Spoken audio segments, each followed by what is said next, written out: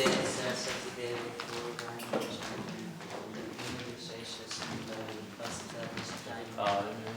Shri Krishna, Jai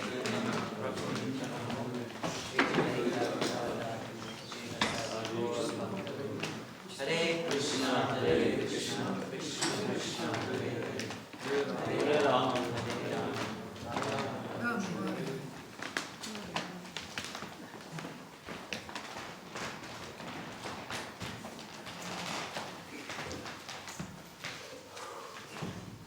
Om Namo Bhagavate Vasudevaya.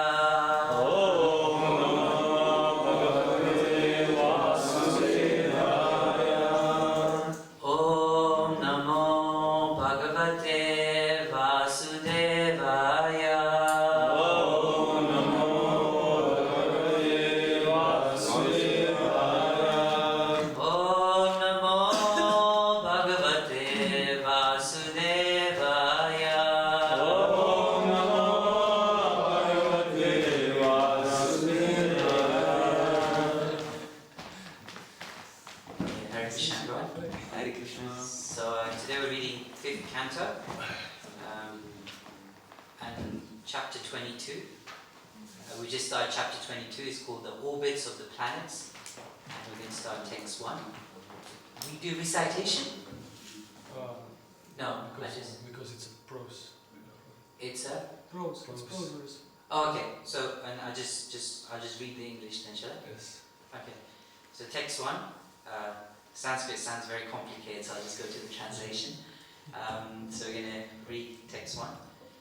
So it's mentioned, King Parikshit inquired from Sukadeva Goswami, "My dear Lord, ye have already affirmed the truth that the supremely powerful sun god travels around Dhruvaloka with both Dhruvaloka and Mount Sumeru on his right. Yet at the same time, the sun god faces the signs of the zodiac and keeps Sumeru and Dhruvaloka on his left. How can we reasonably accept that the sun god proceeds with Sumeru and Dhruvaloka on both of his left and right simultaneously?" There is no purport, so do I continue? Yeah? Okay, so text 2. Sri Sukadeva Goswami clearly answered, "When a potter's wheel is moving and the small ants located in that big wheel are moving with it, no one can see that their motion is different from that of the wheel because they appear sometimes on one part of the wheel and sometimes on another. Similarly, the signs and constellations with Sumeru and Dhruvaloka on their right move with the wheel of time, and the ant-like sun and other planets move with them. The sun and planets, however, are seen in different signs and constellations at different times. This indicates that their motion is different from that of the zodiac and the wheel of time itself." So we'll read text number 3 because there's no purple. "The original cause of the cosmic manifestation is Supreme Personality of Godhead Narayan. When great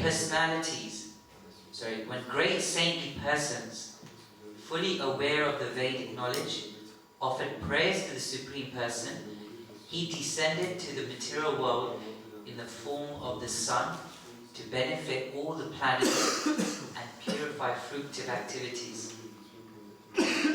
He divided himself into 12 parts and created seasonal forms, beginning with spring. In this way he created the seasonal qualities such as heat, cold, and so on.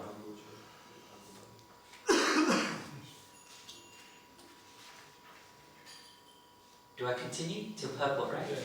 Okay. We're going to be here all day. Text number 4. According to the system of 4 varnas and 4 ashrams, people generally worship the Supreme Personality of Godhead, Narayan, who is situated as the sun god. With great faith, they worship the Supreme Personality as the Super Soul, according to the ritualistic ceremonies handed down in the 3 Vedas, such as Agnihotra, and similar higher and lower fruitive acts, and according to the process of mystic yoga. In this way, they very easily attain the ultimate goal of life. Text number 5. The sun god, who is Narayan or Vishnu, the soul of the world, is situated in outer space because the upper and lower portion, between the upper and lower portions of the universe. Passing through the 12 months on the wheel of time, the sun goes in touch with 12 different signs of the zodiac and assumes 12 different names according to those signs. The aggregate of those 12 months is called Samvatsara, or the entire year. According to the lunar calculations, 2 fortnights, one of the waxing moon and the other of the waning moon, form 1 month. The same period is 1 day and night for the planet Pritchaloka. According to stellar calculations, a month equals 2 1/4 constellations. When the sun travels for 2 months, a season passes. Therefore, the seasonal changes are considered parts of the body of the year. Text 6. Thus, the time the sun takes to rotate through half the outer space is called ayana, and its period of movement in the north or in the south. Okay, we're making progress. Text number 7. Let's go purple here. Okay, text 7. The sun god has 3 speeds: slow, fast, and moderate. The time he takes to travel entirely around the spheres of heaven, earth, and space at these 3 speeds is referred to by learned scholars by the 5 names Samvatsara, Parivatsara, Idavatsara, Anuvatsara, and Vatsara. So now we're going to read the purple. By His Divine Grace, A.C. Bhaktivedanta Swami Srila Prabhupada Ki. Okay, so according to the solar astronomical calculations, each year extends 6 days beyond the calendar year. And according to the lunar calculation, each year is 6 days shorter. Therefore, because of the movement of the sun and moon, there's a difference of 12 days between the solar and lunar years. As the Samvatsara, Parivatsara, Idavatsara, Anuvatsara, and Vatsara pass by, 2 extra months are added within each 5 years. This makes a 6th Samvatsara. But because that Samvatsara is extra, the solar system is calculated according to the above 5 names. Did that make any sense to you at all? No. Okay. So, let's quickly chant the prayers. Om Jnana Tirmandasya Gananjana Shalakaya Chakshurumilitam Yena Tasmai Shri Guruve Namaha. Namo Vishnu Padaya Krishna Prishtaya Bhutale Srimati Bhaktivedanta Swaminiti Namine. Namaste Saraswati Deve Gauravani Pracharine Nirvishesha Shunyavadi Asatya Deshatarine Jai Shri Krishna Chaitanya Prabhu Nityananda Shri Advaita Gadadara Shri Vasadi Gaura Bhakta Vrinda Hare Krishna Krishna Krishna Hare Hare Hare Rama Rama Rama Hare Hare. So we'll read the translation one more time. The sun god has 3 speeds: slow, fast, and moderate. The time he takes to travel entirely around the spheres of heaven, earth, and space at these 3 speeds is referred to by learned scholars by the 5 names Samvatsara, Parivatsara, Idavatsara, Anuvatsara, and Vatsara. Okay, Hare Krishna everyone. So first I'd like to seek the blessings of all the Vaishnavas here, so I can speak something. Ananta Prabhu asked me to speak Bhagavatam, and out of all the chapters he could give me, or canto, it had to be canto 5, you know. But I'm praying that through the mercy of the devotees, I can say something that might be useful. So this is, as you can see, it's an interesting purport, and of course the whole entire section of this Bhagavatam. Canto 5 is called the creative impetus, and this is where we learn about the whole concept of creation, how creations happen, and different calculations, and of course we know that in Mayapur they're building a new temple, a Vedic planetarium, and it primarily is based on this section of Bhagavatam. So I was thinking, before we move on to and discuss today's verse and purport, it'd be nice to just get up to speed up to what's happening so far. At least for me, when I attend Bhagavatam class, we do verse by verse, but sometimes I use the plot of what's the story all about. So I thought maybe we could summarize the whole 5th canto. And basically Bhagavatam is done in a form of discussion. We see that all Vedic scriptures is done in a form of question, answer and discussion. So Bhagavad Gita is a discussion between Krišna and Arjuna. And of course Bhagavatam is a discussion between Parikshit Maharaj and Sukadeva Goswami. So I thought what we could do is we'll make it very interactive, and I'll be seeing how attentive you've been paying attention to previous Bhagavatam classes.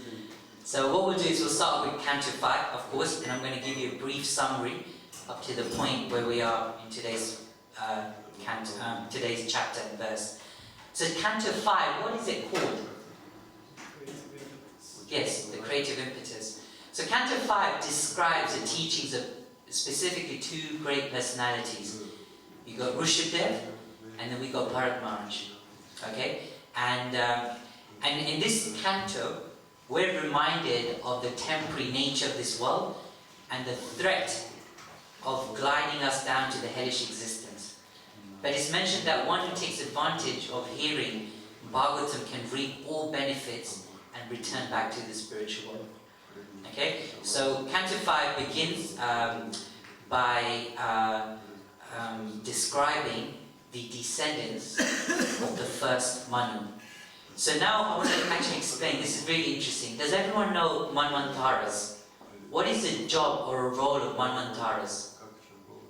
What does Manvantaras do? There are different avatars of the Lord, but what's the specific role of Manvantaras? Procreation. Procreation? No, they give this law, right, man? What was that? Man Samhita. No, last. Okay, kind of. What do Manvantaras do? What's the purpose of Krishna coming down as one of the Manvantaras? And what does he do? What's the purpose? When there is discrepancy between religion and irreligion. Okay. So actually Manvantaras, they're in charge of the universe for a fixed period of time during each day of Brahma. Right? So Brahma is actually the creation, but it's actually Manvantaras who deals with the nitty-gritty details of the universal affairs. Now, in one day of Brahma, how many Manvantaras are there? 14. 14 Manvantaras. Okay, good. Now this is very interesting. So Bhagavatam is very interesting because what it does is it actually describes every single Manvantara. So from cantos 3 to 9 describes the activities of all 9 Manvantaras. Okay? Who's the first Manvantara? Swayambhuva Manu. So it's mentioned that from canto 3 to canto 7 we hear the description and activities of Swayambhuva Manu and his descendants. Then from canto 8 and 9 we hear about the description of the other 13 Manus. Okay? So I just want to quickly summarize this as well, that Swayambhuva Manu was married to who? What was the name of the wife of Swayambhuva Manu? He was married to a personality called Satsarupa. Okay? And how many kids or children did Swayambhuva Manu have? 7. No. You can take a wild guess. We'll give you all day. So actually Swayambhuva Manu had 5 children. He had 3 daughters and 2 sons. Okay? So the daughter's name is Devahuti, which we hear about in... which canto do we hear about Devahuti? Third canto. And Devahuti is the mother of who? Kapila Muni. Okay? Then we hear about Akuti, who married Ruchi, which is also in the 4th canto. Then we hear about Prasuti, she's another daughter of Swayambhuva Manu, and she got married to which another great personality? Their daughter was Sati. Who's the father of Sati? It's a very famous pastime that we will hear in the 6th canto. Daksha, yeah. So Prasuti married Daksha. And then finally, in the 4th canto, we hear about the activities of Uttanapad. Right? Who's the famous personality that comes in the lineage of Uttanapad? In canto 4. What's the famous pastime that we always quote? It's about a little kid, 5 years old. Dhruva Maharaj. So Dhruva Maharaj was the son of Uttanapad. So this is all description of Swayambhuva Manu's activities. And this is just a side point. Who's the current Manu right now, at present? Does anyone know? And through that, Krishna descends. Begins with V. Who's the current Manu today in our Vivaswata, exactly. Okay, so that's what it is. So now, Canto 5. So we've already spoken about Uttanapad and his activities. Canto 5 starts with who? Who's the brother of Uttanapad?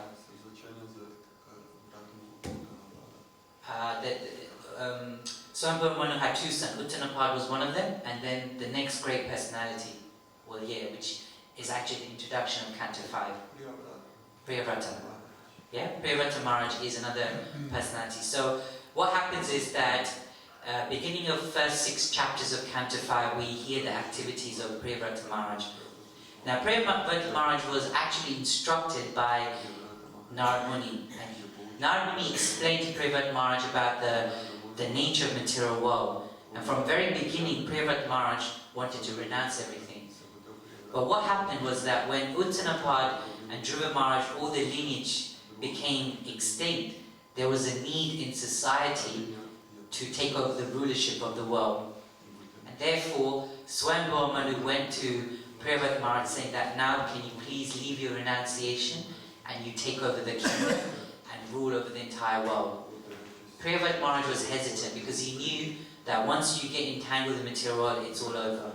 So what happens is, Swayambhuva Manu then invites to convince Priyavrata Maharaj by one particular personality. Does anyone know who that was? Brahma.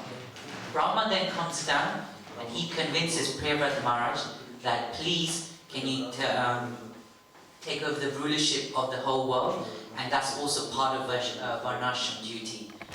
And then Priyavrata Maharaj finally gets convinced, and then he takes on a role as a householder. He marries a personality called Bahismati, and they together begot 10 sons. And from that 10 sons, do you know who was the eldest son? Who was the eldest son that took over the throne after Priyavrata Maharaj? So Priyavrata Maharaj is ruling the world. He gets married, he gets 10 kids, he does all his responsibility. Now he passes on the throne to his eldest son. Who's the eldest son of Priyavrata Maharaj? It's actually a personality called Agnidhar. Yeah, Agnidhar. He's the personality then takes over. Agnidhar again similarly looks after the kingdom very well, very nicely. He performs religious duties and everything. And then he then also has a son who then takes over the kingdom. Who's the son of Agnidhar? Nabi, exactly. Right? And then from Nabi, then we have the great personality Rishabdev. So this is the connection. Right? So from Swayambhuva Manu, you have Priyavrata Maharaj. From Priyavrata Maharaj, you have Agnidhar. From Agnidhar, there's Nabi. And from Nabi comes Rishabdev. Okay? So now Rishabdev's personality we hear. The characteristic of Rishabdev is just amazing. He sets examples, exemplary behavior, and he teaches how to live life in the material world and also achieve spiritual perfection as well. You know, Rishabdev's teaching is amazing. He talks about the importance of human life. He talks about cutting the illusory energy in this material world, which is the very reason we are bound in this world. You know, so he gives loads of instructions, and then one specific thing he talks about is the nature of the mind. You know, we hear a lot about the mind. The mind is the thing that entangles us, but at the same time, it's the same thing that can also create or cause our liberation. And then, so this is what Rishabdev does. Rishabdev then decides to retire, and then he passes on the entire world. Jai Shishi Panchta Turkey. So Rishabdev then passes on the kingdom to who? His son. Who's his famous son? Bharat Maharaj. So then we hear from chapter 7 to 15 in the 5th canto, we hear the description of 3 lives of Bharat Maharaj. So from the emperor, he becomes who? He becomes a deer because he becomes attached. After he becomes a deer, who does he become? Jada Bharat. Jada Bharat then, there's a whole discussion between Jada Bharat and a famous king. Who's the famous king? They discuss the whole Krishna consciousness philosophy, specifically about the mind. It's called King Rahuguna. Yeah?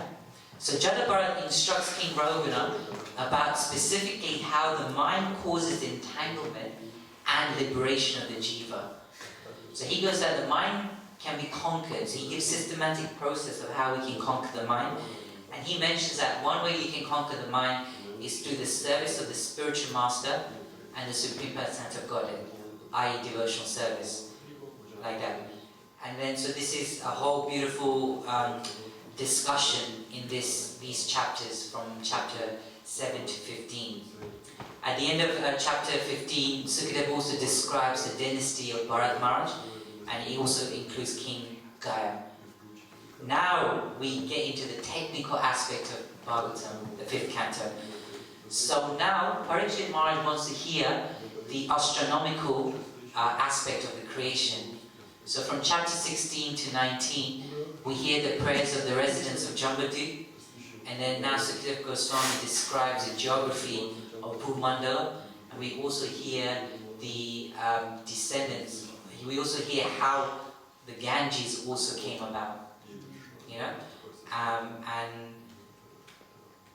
and therefore this is how we hear about the creation, astronomical creation of the material universe. After that, now we come into this section. What we've read today is we're going to hear about the planetary system of the entire universe. So now Sukadeva Goswami in chapters 20 to 26, he describes the 7 oceans, 7 islands that surround it, and Lord Brahma's lotus flower. He talks about the sun's movement, planetary orbits, and different planetary systems as well. So, you know, one of the things is, so Brooke, can we get this? Is that okay? I'll just start with this and then I can tell you. So, you know, how many of you, when you read Bhagavatam, do you get doubts because you can't understand things? Do we ever get doubts when you read Bhagavatam? Especially the technical aspect, like the 5th canto. I mean, when you read this, the interesting thing is sometimes when you read the Vedic aspect of creation, sometimes it even contradicts the modern science research as well. Like in science, we hear that the sun is actually static, center of the universe. But according to Bhagavatam, we hear the sun is constantly moving also. You know? So it's interesting that when we read Bhagavatam, it is very difficult for us to comprehend and understand things. And so how do we resolve this? So first thing we have to understand is reading and understanding spiritual knowledge, we cannot just depend on our material abilities, our material logic and reasoning. Because our material understanding or our intelligence is very limited.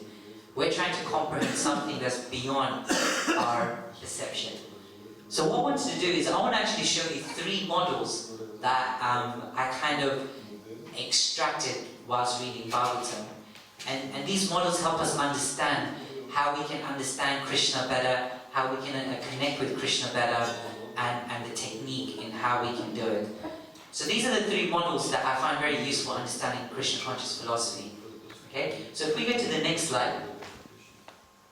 So this is a very interesting, we can expand it a bit. If you press F5, or you can just, okay? Next slide. And yeah, you can just go for it. Just click next until we get the whole thing. Okay, good. And one more time. Okay, can everyone see this? Yeah. So this is a model that Prabhupada writes in the purport of the first canto and the very last verse towards the end of the third chapter.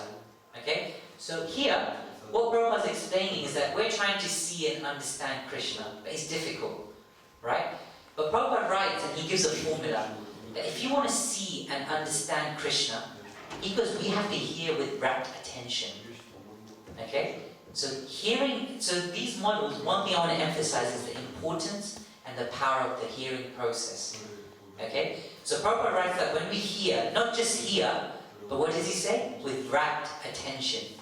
You know, because when we just hear, we can hear from one ear and it can come out the other ear. With rapt attention means that you're hearing, you're contemplating, and then it actually goes into the heart and you can actually practically apply it. So Prabhupada writes that we have to hear with rapt attention about Krishna. But sometimes that's very difficult to do. But he says that you can only hear with rapt attention when we're pure in mind. Okay? Only when the mind is pure can we hear the transcendental pastimes of Krishna very nicely.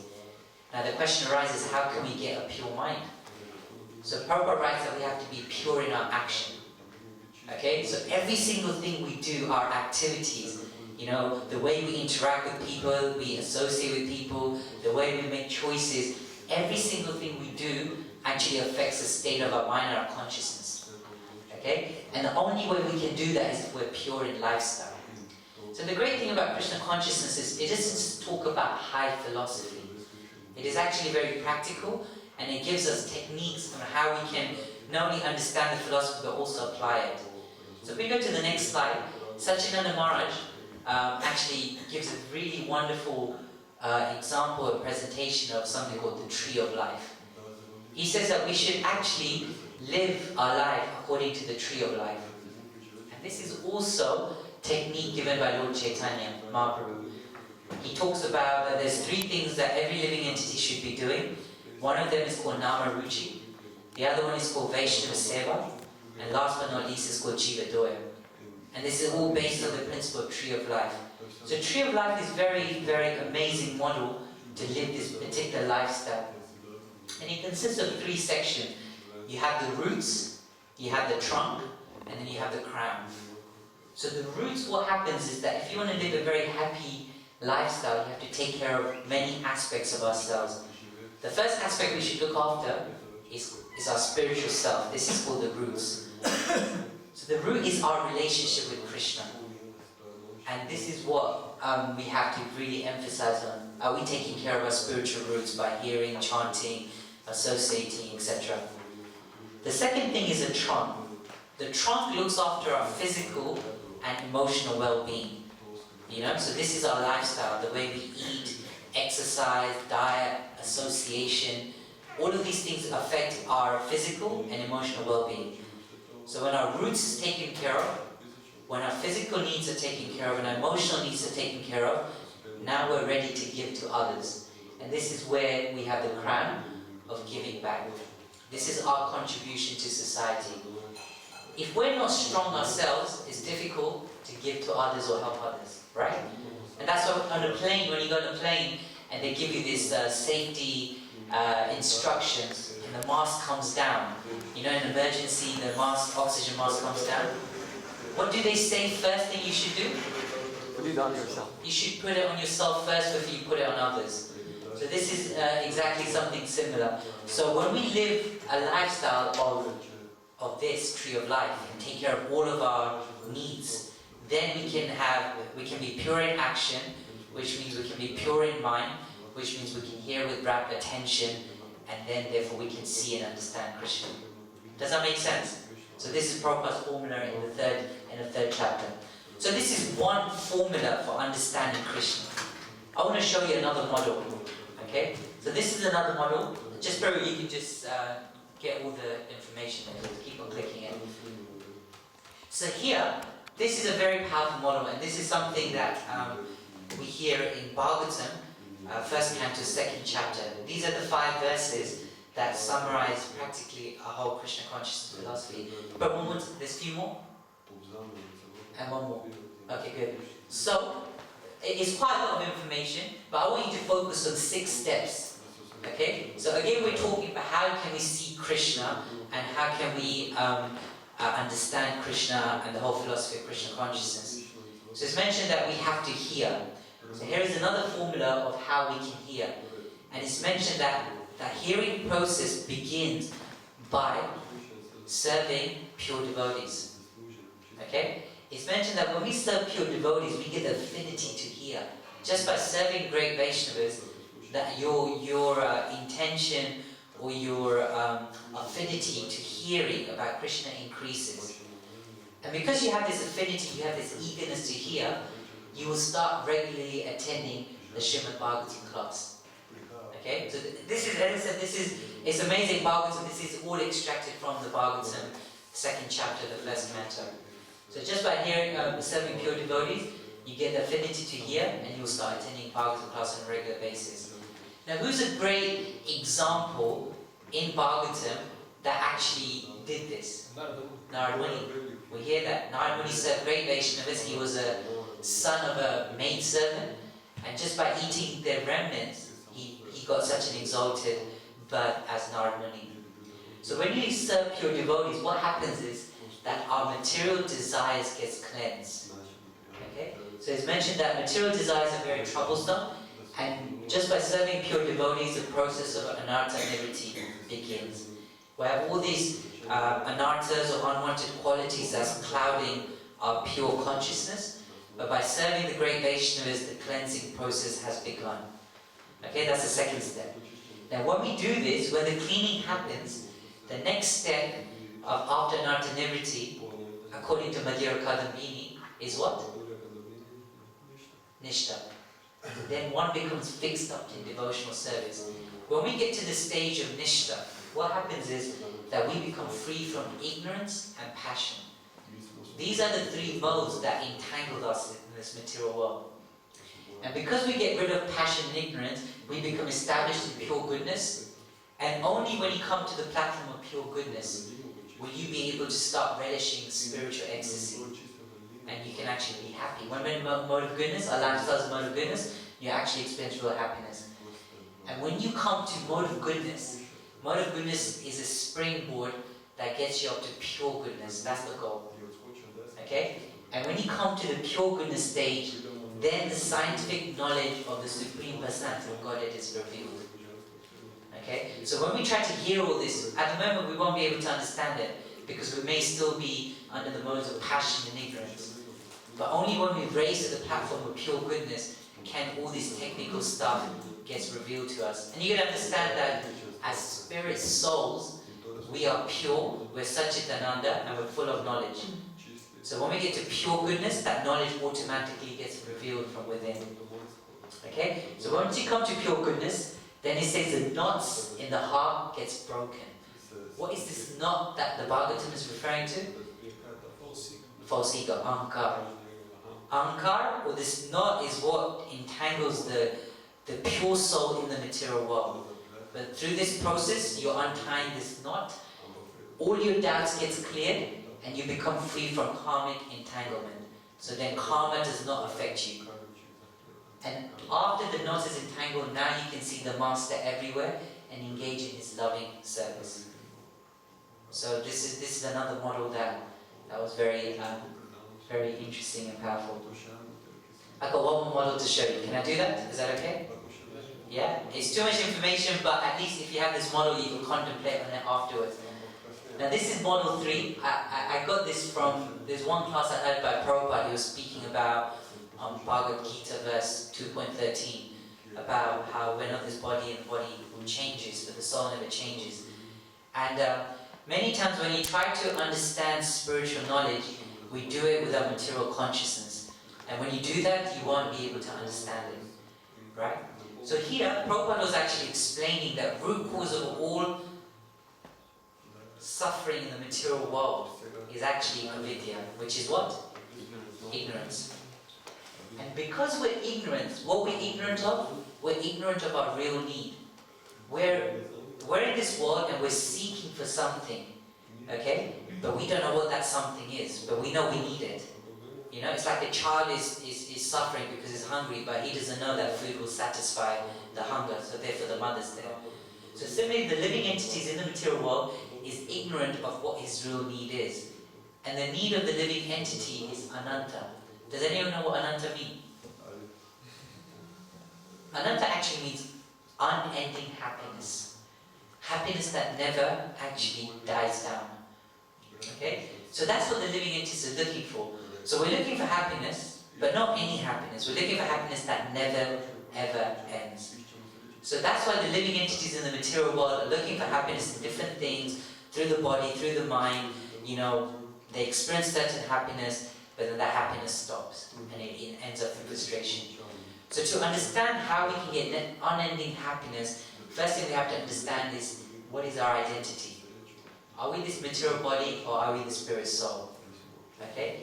And what we identify ourselves with depends on our state of consciousness. So we have two levels of consciousness.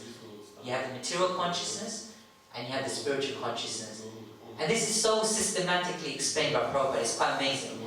So Prabhupada said, when we have material consciousness, this is where the problem arises. That we have narrow vision. What does that mean? With material consciousness, we have narrow vision because we think that happiness can be derived from the physical or mental platform. So your vision is narrowed, because our happiness goes beyond that. Because of this, our pleasure or happiness is limited, and because of that, your mind becomes very disturbed. When the mind is disturbed, we tend to get into illusion, and because of this, we end up frustrated or dissatisfied in life. Okay? But when you have spiritual consciousness, your vision is broadened. You know that not only am I a physical being, not only have I a mental aspect of my identity, but there is something beyond that, which is a spiritual aspect. And only through the spiritual aspect can I actually receive this ananta or unending happiness. So we have broader vision, you have access to real pleasure, real happiness, which is from within. Your mind is peaceful, you're in tune with reality, which means that even though we live in the material world, we still face the three miseries. But when you're connected with Krishna and you have access to this pure happiness, you are not disturbed by the dualities of this material world. And that's the reason why you can be satisfied and happy in every aspect of your life. Like that. So when we understand these models from Bhagavatam and by hearing Bhagavatam classes from other pure devotees, then we can start slowly understanding the technical aspect of Bhagavatam and spiritual life. You know, so whenever I come across something very technical in Bhagavatam and I don't understand it, I tell myself that at the moment I'm in the stage where I don't have the ability to understand this, but as I study more, my understanding will increase, and then this concept will also become understandable to me as well. Like that. So anyways, this is just a few things I wanted to share with the devotees here. I'm very happy to be here in Slovenia. It was always a great pleasure. One devotee yesterday was saying that the Slovenian devotees, if they were like prasadam, I could eat them. That's what he was saying yesterday, and I could relate to them. It's very sweet and relishable, you know. So I'm going to stop here because I've finished what I needed to speak about. I didn't really speak much about the purport because I really had no idea what the translation of the purport was. But if anyone has any comments or questions, then now is the time that we can discuss or query. Yes, Nandji. As I remember, you spoke in the second model about hearing. Yeah. And I was wondering for some time that how can we properly hear, because sometimes it's obviously it's easier to see it on others, but probably I also have the same problem, that we hear a bit through our senses and our conditioned mind. And how can we purify it or hear what is exactly can be heard? Yeah. So you know, hearing is not. Sometimes when we say hearing, we literally take that as just hearing through our ears. That's one way. But also reading is another form of hearing, and that's more absorbing, because when you're actually reading, you're actually using your intelligence and you're trying to analyze it. And so one technique that one devotee recommended I'm using when it comes to reading is 4-step process when we read Bhagavatam or spiritual knowledge. And this is called Shravana, Manana, Nididhyasana, and Mandanam. So Shravana means hearing. So when you read something, you try to grasp what you're reading. Manana means contemplation. So say we have this model, I read this, I contemplated on it. Okay, so how can I relate this in my life? You know? So then I came up with this model. And then Nididhyasana means how can I practically apply this in my life? So when you read something or hear something, then you reflect that, okay, how can I implement this in my life? Right? And then once you've done that, Vandana means prayer. So then you pray to Krishna that, Krishna, look, this is what I want to implement in my life. You know, Krishna, I want to hear with rapt attention. Please give me the ability where I can hear more with rapt attention and connect with you. You know, so, but you need patience and you need determination, enthusiasm. You know, it doesn't come very easily, that hearing with rapt attention. You have to be regulated in your hearing. So you just, it's like, it's a need. I have to hear. If I don't hear today, then I don't feel so right. But that takes time to develop and get into that habit. You know, so that's what constantly just hearing. You know, if you're cooking, you're driving, one devotee, Devananda Prabhu was telling me yesterday that he used to drive trucks back in the days, and he used to drive from Italy to London, and he goes, it was great because I was hearing all the time. You know, so every opportunity in your life during the day, just look for opportunities where you can just hear. You know, and then you just get into that habit. Maybe what I meant was a bit different because, for example, sometimes I feel that I have some problem with something which someone does, and I try to use what I hear to rationalize that Situation. Yes, and actually it's not for that. But somehow I have better to do that, and I mean something like this when we use something which we hear for wrong purpose. Yeah. So in that situation, you need guidance from mentors or the spiritual master. Because sometimes it can happen, we can hear something, because our consciousness is contaminated, we can manipulate the Krishna consciousness philosophy to get what we want, or, you know. So that's why it's very important that whatever we hear, we have some doubts, it's important to get it clarified through senior devotees or the spiritual master, and then they can give you the right guidance. Yeah, it's association. Does that make sense? Yes. It kind of does in my head. Thank you. Anyone else? Okay, so I think that was a sign for breakfast, right? Srimad Bhagavatam ki, Jai. Srila Prabhupada ki. Jai.